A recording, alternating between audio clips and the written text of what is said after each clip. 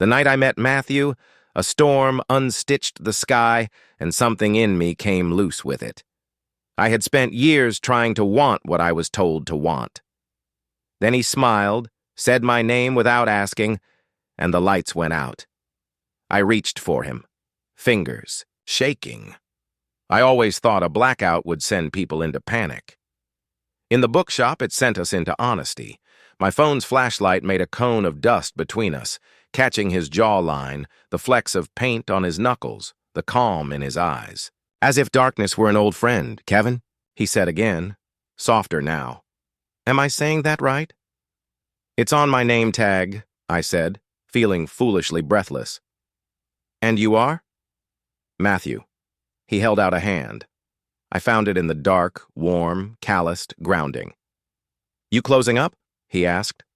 Apparently, the weather decided for me. I swallowed. "What were you looking for before everything went dramatic?" "A map," he said. "Old harbor charts, late 19th century if I'm lucky. I'm working up at the lighthouse." The word lighthouse landed like a coin in a deep well. My father used to volunteer there on nights, taking a thermos and radio and coming home smelling of salt and kerosene. He'd been gone 10 years, and still the tang of storms could braid grief into my breath.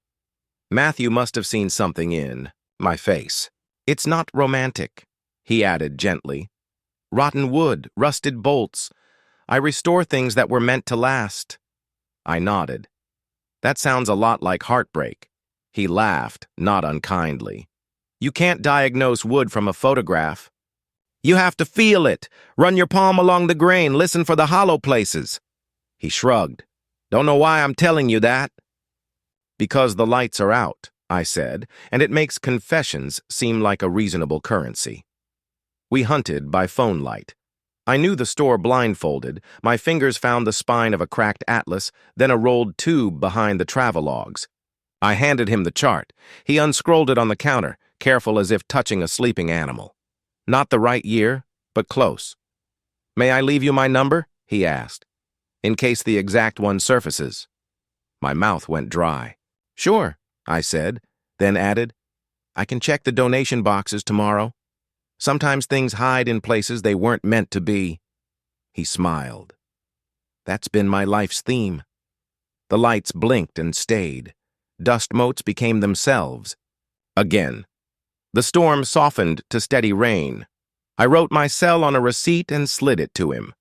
Matthew tucked it into a battered wallet and, for the first time, seemed uncertain.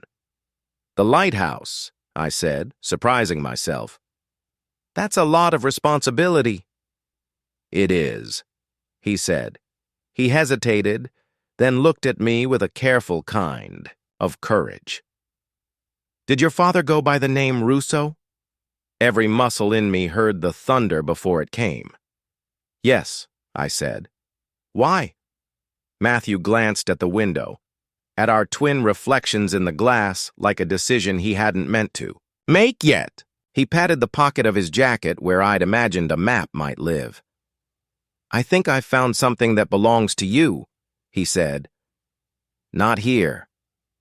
We stood in the new brightness made by ordinary light, and I felt the shape of a future pressing at the edges of the present, asking to be let in.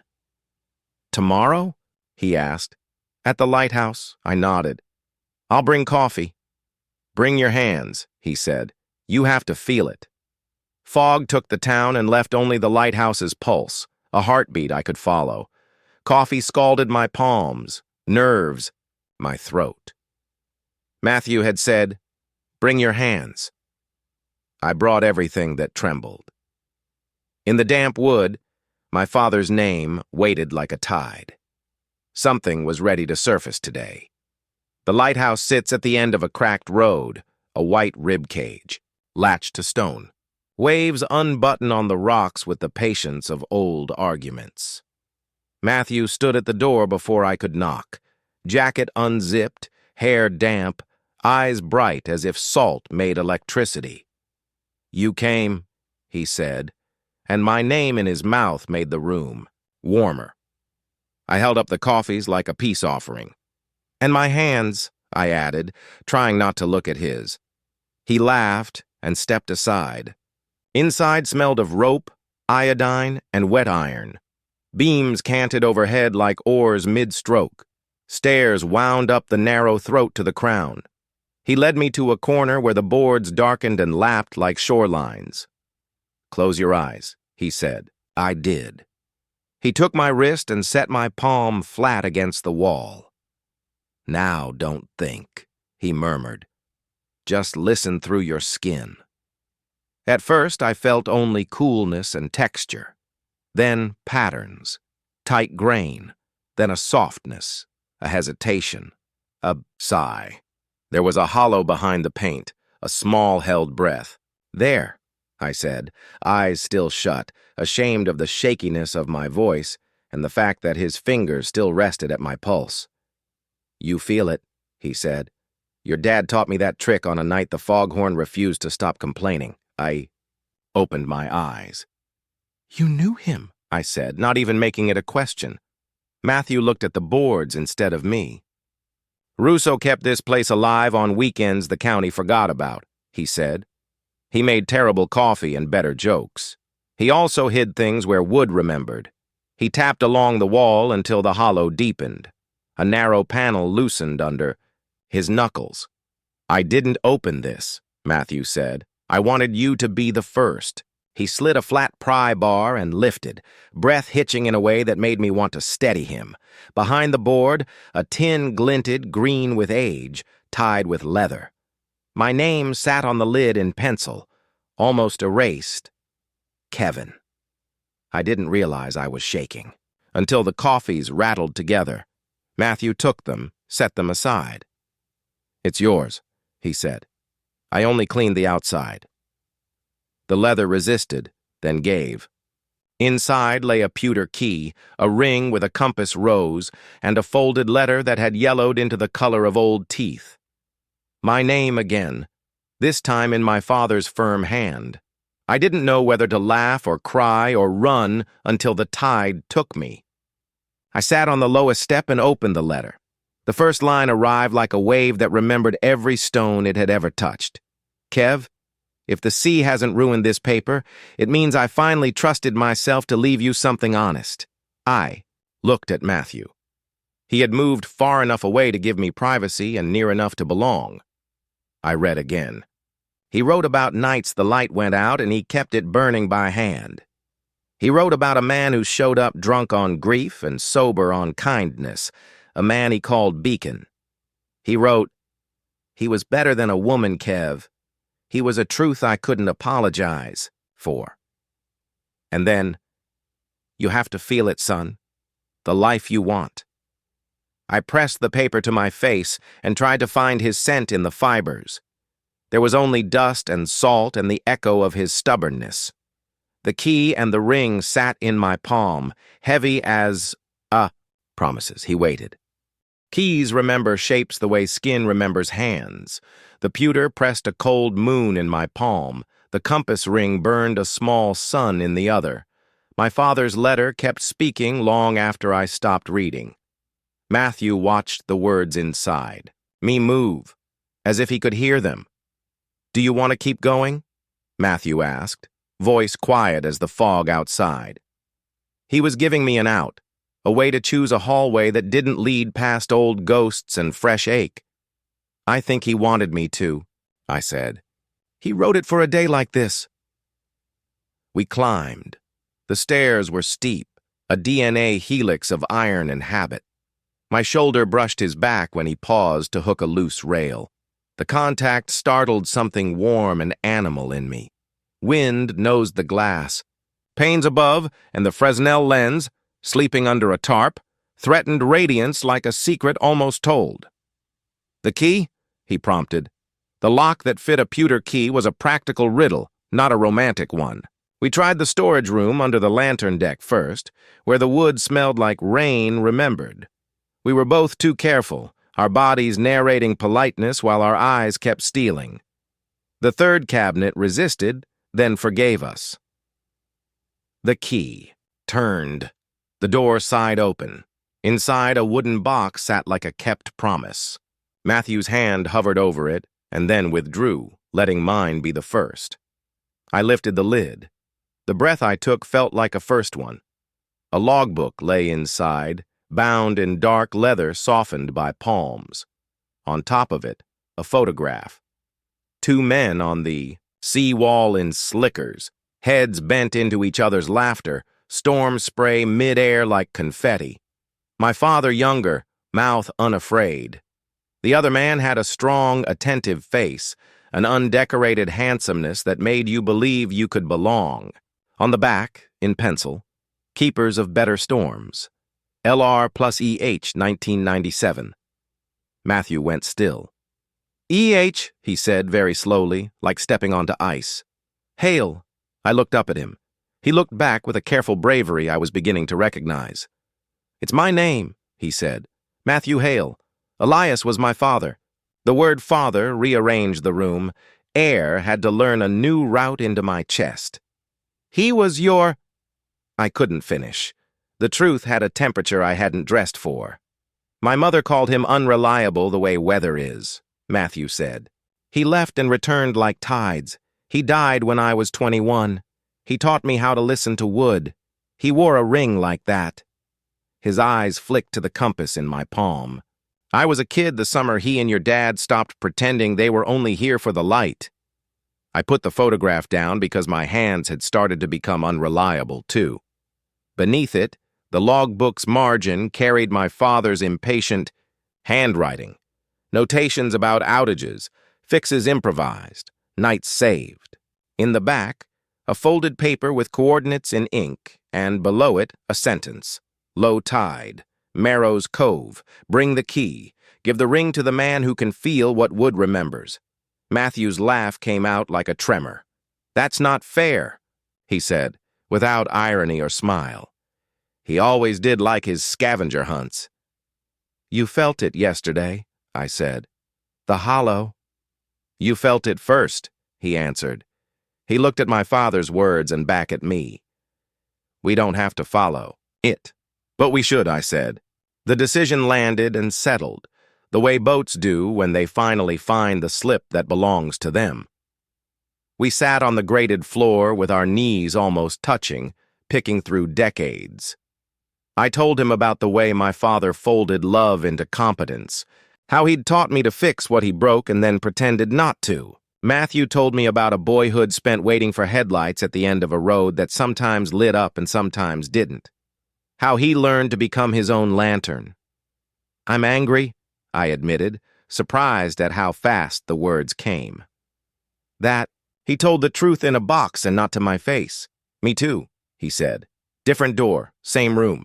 He reached across the small space and, slowly, giving me plenty of chances to refuse, touched 2 fingers to my wrist, exactly where he'd held me yesterday to find the hollow. The contact steadied me, sharpened me. You have to feel it, my father had said. The life you want? Low tides at midnight, Matthew murmured. Marrow's Cove is a mile down the coast and not kind to ankles. Are you up for unkind? With the right company, I said, and we both looked away at the same time, embarrassed by how true it sounded. We locked up as dusk leaked in. On the way down the stairs, we found fresh sawdust where no one had been cutting, boot prints that weren't ours in yesterday's puddle by the door. Outside, across the parking lot, a pickup idled with its lights off. When it saw us looking, it slid away into fog like a seal into water. Matthew watched the road until the night took it. We're not the only ones listening for hollows, he said. Then we go first, I whispered, the key heavy as a moon in my pocket. Midnight found us where maps blur, a cove that breathes only when the moon drags the sea back by its hair. The ring weighed like a promise on my palm. The pickup's memory idled in my spine. Secrets sharpen in cold water. We went anyway, together, trembling, sure of it. Marrow's Cove wasn't a postcard. It was a hunger. The cliff path poured us, down to shale that clicked under our boots. Kelp draped the rocks like old velvet. The sea had pulled itself thin.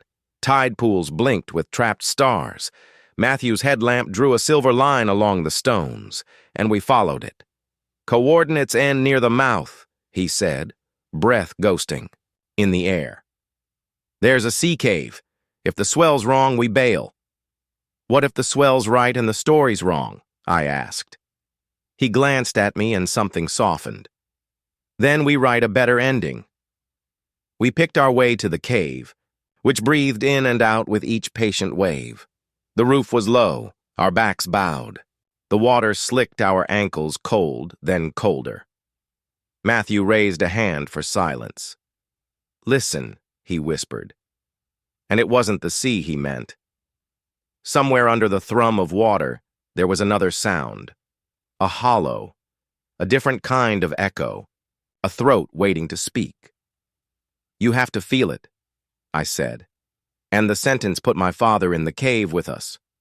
We turned off our lamps and let our hands learn the dark. Fingers skimmed barnacle and weed, rock and rope scars. Then wood. Under a lip of stone, a plank had been set flush, stained to mimic the cave. My heart jumped like a fish trying to save itself. I pressed. It gave a little and then refused. Matthew's. Palm found mine, our knuckles knocking, and for a ridiculous second I wanted to laugh at how loudly our hands seemed to talk. There, he said, guiding me to a round burn in the plank, carved with a compass, rose no bigger than a coin. The ring in my pocket warmed. Or maybe it was just my blood deciding. Give the ring to the man who can feel what wood remembers, I murmured, remembering the note. I don't know if that's me, he said, suddenly boyish, suddenly unsure. It is, I said, and slid the ring onto his finger. The fit was imperfect, but the moment wasn't. His breath stuttered. He pressed the compass face to the carving and twisted gently. Inside the plank, something released with a sigh decades long. The pewter key turned easily in the lock that revealed itself, as if it had been waiting under the ocean for our exact hands. The plank swung inward.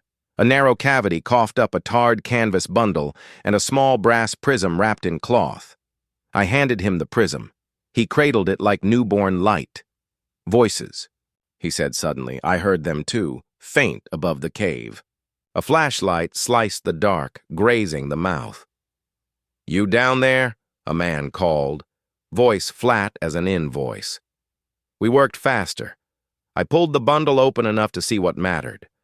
Oilskin-wrapped letters, a folded document sealed in wax, another photograph of our fathers at the base of the lighthouse, their shoulders touching like a completed bridge. On top, a note in a hand I knew. If you made it this far, you know what we wanted. If you're afraid, that's proof you're alive. Footsteps scattered pebbles at the entrance. That belongs to the county, the voice said, and there was. A second light now, angling closer. Matthew slipped the prism into his jacket. I hugged the oilskin to my chest, felt the shape of the wax seal like a stern heartbeat. The tide, which had seemed generous, suddenly felt impatient. Water climbed. Our shins, back passage, Matthew said, mouth close to my ear. It's tight. Everything worth keeping is, I said, and his smile in the dark was a quick heat I wanted to live in. We slid sideways through a cleft where a boulder had made a stubborn compromise with rock. Stone rasped my shoulders. The bundle scraped my chin. Behind us, the cave mouth brightened. Hey! The voice shouted, angry now. A flashlight skated our backs. The ring on Matthew's hand flashed a small, defiant star. We squeezed out onto another shelf, lower, closer to the sea. The path from here was a prayer over slippery stones. Matthew went first, reaching back without looking, trusting me to take his hand. I did. We moved like a new animal, two bodies with one balance, until the cove opened and the cliff path climbed. At the top, beneath scrub pines rattling with salt, we bent double and laughed the terrified laughter people laugh when they don't quite believe in their own luck. I pressed the oilskin to my heart and felt my father's absent weight answer me. We should hide this, I said. We should read it, he said at the same time. Our eyes caught and held. Wind griped at the branches. From the beach, a pale figure stood watching, a phone held up like a small, condemning moon. He didn't follow. He didn't need to. Matthew touched the ring, as if proving it was real. "He's not the only one with a claim," he said, voice steadying. "Your dad. My dad. Us." "And if the town decides otherwise?" I asked. He lifted his chin toward the lighthouse's pulse, stitched into the sky like a stubborn signature. "Then we make our case," he said. Together. I didn't kiss him. Not yet. But I thought about how it would feel. Salt and cold, and the burn of having almost lost this before it began. And the thought alone warmed parts of me the sea couldn't touch. Dawn tasted like metal and salt. The oilskin bundle lay between us on the lighthouse table, a sleeping animal we were afraid to wake. Phones vibrated with unknown numbers. Outside, gulls argued. Inside, my father's wax seal waited. Love and law were already circling. We chose the letter to read. Matthew warmed the seal between his palms. The wax yielded with a soft pop like a held breath ending. Inside, onion skin paper unfolded, the edges salt stiff. 2 hands had written it. My father's blunt, impatient letters, and a neater, careful script that must have been Elias's. The greeting was not gentle. For the ones who can feel the hollows we left, we read with our shoulders touching. We had not meant to touch. We did. My father wrote first. "Kevin, I taught you everything with my hands and hid too much with my mouth. He was better than a woman I once dared to write. What I meant is he was simply the truth. I wanted to give you a world where that line didn't need saying." Elias picked up the story like a baton. "Matthew, if this finds you, I'm sorry for every door I left half open. I loved your mother, and I loved Russo. And I loved this light because it forgave me nothing." We found old law, the 1898 charter naming community keepers over county managers when the lenses proved living. "They wanted money. We wanted stewardship. There were instructions. The brass prism is a reader, fitted in the service bracket at the lantern room, aimed through the inner rib. In fog, the cut script will appear on the wall. Charter, deed, names. If the light is truly aligned. If you can't get it lit, take the documents to Judge Ortega. She kept our secrets. I had to stop. The way they trusted 2 men they had loved in different registers to carry one legacy felt like being handed both an apology and a crown. Matthew set his finger on a line like he might anchor it. "You have to feel it, sons. Not just wood. Your lives." He looked at me. It was the kind of look that asks and answers at once. I nodded before I knew what I was agreeing to. "Let's try the prism," he said, voice hushed as church. We climbed to the lantern room. The tarp whispered off the Fresnel lens, and every facet stirred. Matthew found the bracket with the ease of someone who speaks metal. The prism slid into place and made a small music as brass met brass. He breathed out. "It belongs here." The bulb hummed, then went dark. A beat later, the entire lighthouse sighed, the generator dying into silence. We stared at each other. "Sawdust," he said. "Boot prints. Someone's been playing at keepers." The door shook below, 3 heavy knocks. "Lighthouse maintenance," a voice called, too bright.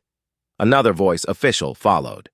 "Open up. County business." We moved fast. The oilskin went into the service locker beneath the stairs, the letter into my jacket over my heart. Matthew wiped a thumb across the prism as if blessing it, then threw the tarp back over the lens. He unbolted the door 2 notches and held. A man I didn't recognize smiled without warmth. Behind him stood a deputy, hand on his belt. "Heard there's been some unauthorized recovery," the man said. "Historical assets are property of the county. Best hand over what you found." "We found rot," Matthew said mildly. "And a dead generator." "We saw you at Merrow's," the deputy added. "Phones have cameras." "You have a warrant?" I asked. My voice didn't shake. My father would have been proud. "Coming," the man said. "Consider this a courtesy call. They left boot prints and a promise." We watched the truck pull away and listened to the silence swell around us until it pressed. Matthew's shoulders dropped, then straightened. "We've got what, an hour? 2? To make a dead light speak." "Judge Ortega," I said. "She won't sign anything without proof," he answered. He touched the ring, his father's now on his finger, and then he touched my hand like a thought he chose to keep. "We'll get the generator humming. We'll marry the prism to the lens. If there's fog tonight," as if cued, the horn gave one long, lonely moan from outside, wind shouldering in off the water. We looked up at the glass like it had a face. "We do this," he said, and I could feel my father's grin in my chest, Elias's steadiness in Matthew's voice. I leaned in and kissed him. Salt, breath, the exact right fear, and the room seemed to steady around us. A fist hit the door again, harder. "Last chance," the man called. Metal rang. The deputy had returned sooner than promised. Matthew laced our fingers and pulled me toward the stairs. "Then we make the light talk before they break in," he said. "You ready, Kevin?" I was terrified. I was alive. "I can feel it," I said, and we ran. The door rattled like a rib cage and the fog came in like a witness. We had one chance to make the light speak before the law took our mouths. If love is a claim, proof is a beam. I held his hand. We ran toward the heart of it. The generator room smelled like old thunder. Matthew tore the panel open and squinted into its tangle as if reading someone's handwriting. "Fuel line," he said. "Clogged. Cut." He showed me the nick, a neat little wound. He found a spare hose, a clamp, the stubborn satisfaction of tools. My hands remembered my father. We moved like we'd rehearsed a duet no one taught us. "Tell me a story," he said, voice steadying himself while the door upstairs shuddered under fists. "Once," I said, feeding the hose along the bracket. "My dad lost the light and pretended he meant to, just to prove he could bring it back. He said knowing how to fix what breaks is another way to pray." "Amen," Matthew said, and tightened the clamp. The generator coughed, caught, died, then caught again. When it finally steadied into a purr, I could have cried. We looked at each other and grinned like thieves who had just returned something to its owner. Upstairs, the knocks became voices and names we didn't answer. We climbed. Fog pressed the windows like a curious face.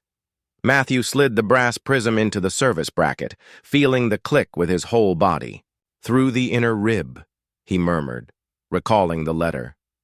The lens, unveiled, woke like a giant eye. He nudged the prism. A pale shape breathed onto the curved wall. A smear, then a letter, then a line. "Left," I said, instinct threading, my mouth before thought. He moved, the words focused. Cut script, elegant and scoured by time, swam up from the fog. 1898 Charter of Harbor Lightkeepers. Authority vested in community custodians when the lens is proved living. Names: Lorenzo Russo, Elias Hale. Witnessed and sealed. Provision for succession by those who demonstrate the keeping of the light. Boots hammered the stairs. A shoulder hit the door. It flew inward. The man with the unkind smile stumbled on the threshold and froze. The deputy's flashlight swept, found the wall, and stopped. The fog made scripture of the beam. The room was a cathedral and our fathers had built it. "Jesus," the deputy whispered, reverence sneaking past his training. Pulled the oilskin bundle from the service locker, laid the letters beneath the writing like a translation key. "Historical assets," I said, my voice gentler than I felt. "Then witness their history." Judge Ortega's silhouette filled the stairwell like an answer. We hadn't heard her arrive. "You called," she said, breathless, eyes bright, with a kind of joy. The beam pulled me from bed. She read without touching, lips forming words she must have once been shown in confidence. The ring on Matthew's hand flashed when he steadied the prism. "The charter stands," she said at last, turning to the men behind her. "The court will issue a temporary injunction by noon. Seizure is suspended. Custody rests with the keepers pending hearing."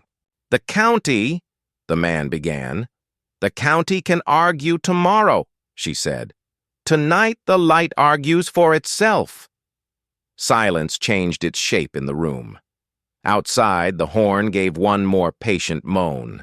The men retreated, not happy, but small before history's handwriting. The judge touched my shoulder, then Matthew's. "Your fathers were stubborn," she said. "Be likewise. Bring me the documents at 10. When they were gone, the room expanded, as if our breath had been holding the walls up and now the walls could take care of themselves. Matthew let out a laugh that was half sob. I stepped into it. We stood with our foreheads together while the beam wrote proof on fog. My father wrote, "He was better than a woman," I said, the old sentence strange and tender on my tongue. What he meant was he found the right person. "You have to feel it," he said. I reached for his hand. "I feel it." Matthew's smile was quiet and enormous. "I do too," he said. "All my life I listened for hollows.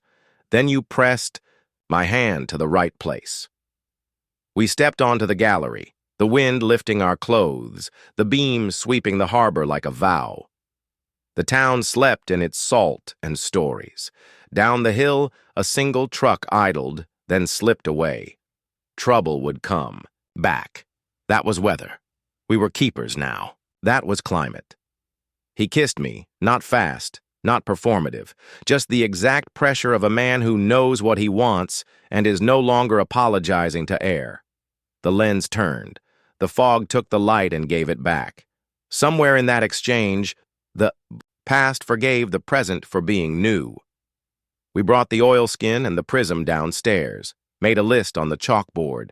File injunction, fix railing, call volunteers. He slid the ring, his father's, more securely onto his finger. I put the pewter key on a chain around my neck. 2 small circles. 1 stubborn line of light. "Keepers of better storms," he said, reading the photographs back one more time. "With better hands," I said, and laced mine with his. "You have to feel it." "We will," he answered, and the lighthouse agreed.